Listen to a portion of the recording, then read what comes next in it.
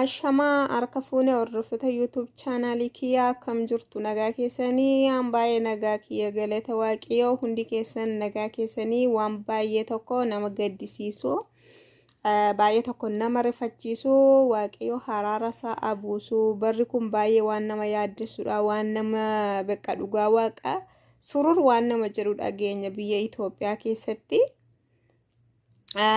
Arrammoo maalin sinif qabadde dhufe seetanii abbaan manaan haadha manaasaa ajjeesee isayyuu ajjeesee qofa innisne reenfa ishiillee bakka hin taanetti kukkutee shinti beetitti reenfa ishee naqee akkamittiin immoo reenfi ishii kun argamuu danda'e yoo jettanii jalqaba dura lola qabu jedhanii lola qabu insokkiti jedhanii achiin booda hingalu jette isa dhumaa kana mana warra isheetti galte ishiin hojjettu mootummaa jedhanii hingalu an abbaa manaa kootti adda baana kanaan booda baay'ee na doorsisa jettedhanii ka innumtiyyuu kadhaame qanjaarsolii meeqa itti baasee beeqa isa dhumaa kana bichaa naa kenni kana booda sin jeequ kana booda sillolu jedheetu beeqa jaarsolii meeqa itti baasee kadhaame galfateeni jedhanii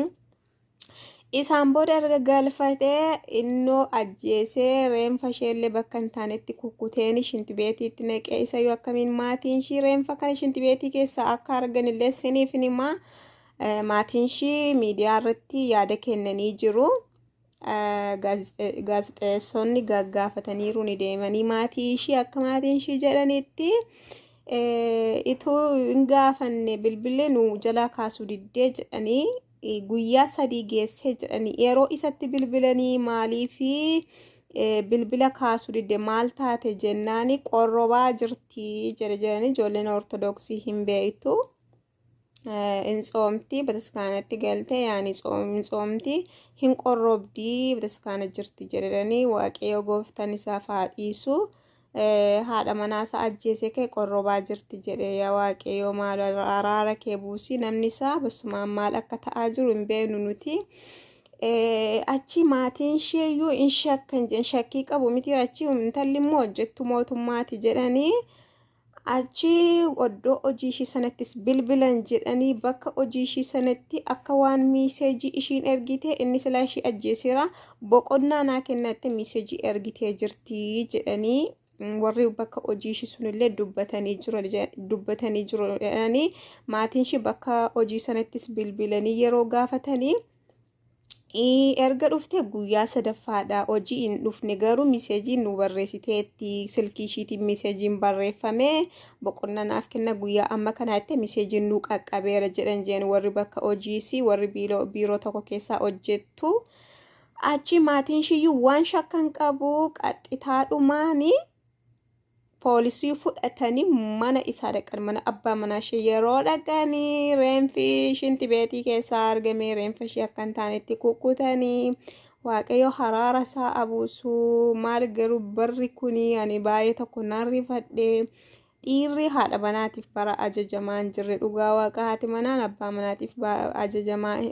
ajajamaan jirre garuu namoota hunda miti namoota jaalala walii kennanii jiraachaa jires baay'ee isaanii argaa jirra.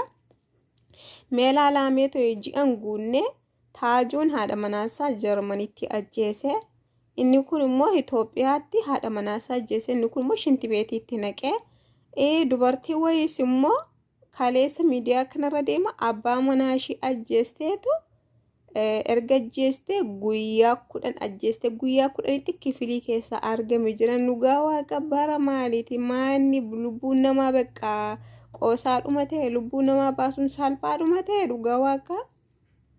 namni tokko yoo isaaf hin taane isheen taanaan maaf ajjeesa haadha manaa saatidha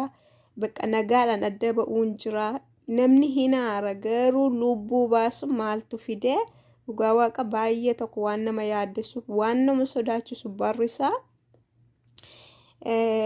Tidaarii keessatti yoo lolliyyuu hin jira ta'e maaltu wal ajjeesuurra nama geessise karaa nagaan adda baanii isheenis nama biraatti heerumuu dandeessi innis nama biraa fuchuu danda'a.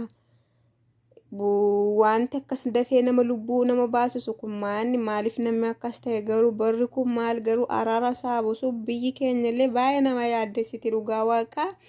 biyya keenya akkuma beeytan nagaan hin jiru baay'ee tokko waan nama yaaddessudha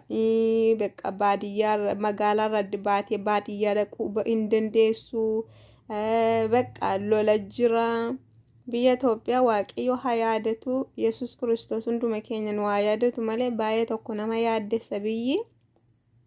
namni kun walii ta'an jiru bara abbaan manaan haadha manaa ajjeesu bara haati manaan abbaa manaa ishee ajjeestudha isa ajjeese keetu reenfa ishee kukkutee shinti beetiitti naqidanii waaqayyo gooftaan haraara isaa haa buusu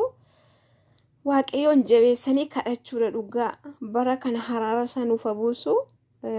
namni maaliif akka inni wal ajjeesu waan hin beeku dhugaa haadha manaa ofii jechuun akka waan hunda ofiiti haadha manaa ofii jechuun kafana ofiiti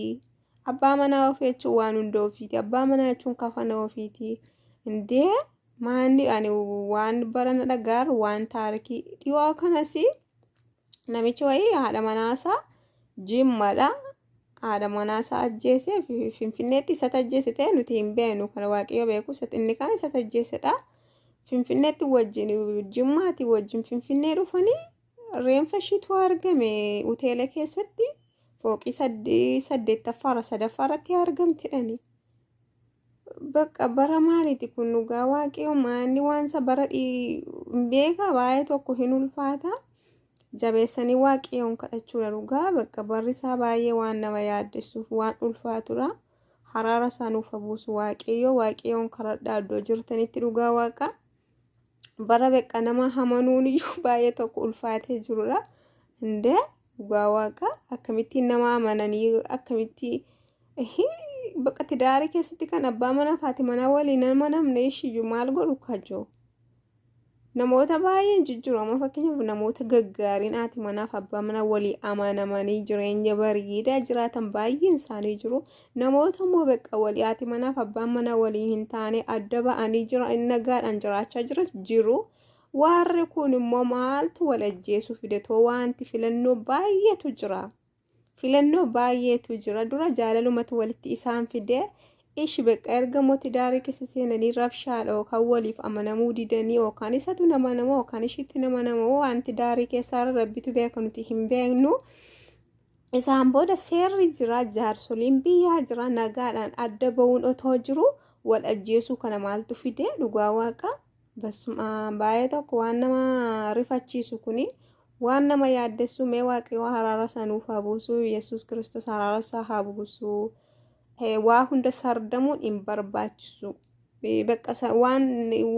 yeroo baay'ee namni tokko hin sardama taana waan tokkotti hin ariifata taanaan hin barbaachisu waan takka kana taragaaga'uu dhumatu barbaachisa jireenya keessatti keessumatti daarii keessatti immoo wal dhaga'uu waliif amanamuu anna akkasiniin jira waan akka kana waaqayyoon waa baraaruu isa gurraan dhageenye kana waaqayyo ijaan nun argisiisiin siniin jira hordoftoota YouTube chaanalii kiyyaa nagaan naaturaa YouTube kiyyaa like subscribe comment gochuu hin dagatiinaan siniin jedha nagaan naaturaa